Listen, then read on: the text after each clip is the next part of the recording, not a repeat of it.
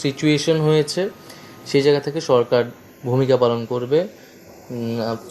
পত্রিকা অফিসে ভাঙচুর হলে সেইটা অবশ্যই আমরা আইনগতভাবে দেখব, কিন্তু এটা কেবল আইনি বিষয় না।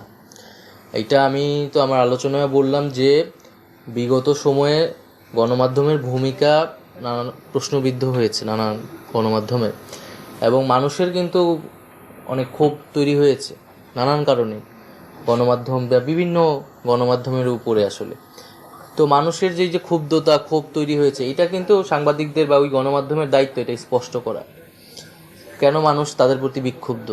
ফলে মানুষের সাথে তাদের সেই ডায়ালগে বসা, তাদের নিজেদের অবস্থান বা নিজেদের যেই কর্মকাণ্ড বিগত সময় সেটা স্পষ্ট করা উচিত মানুষের কাছে এটা।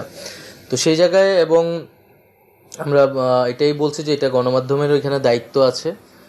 তবে যেটা যখন এটা ল অ্যান্ড অর্ডারের জায়গায় যাবে তখন সরকার তো অবশ্যই তার যেই ভূমিকা সেটা সে পালন করবে।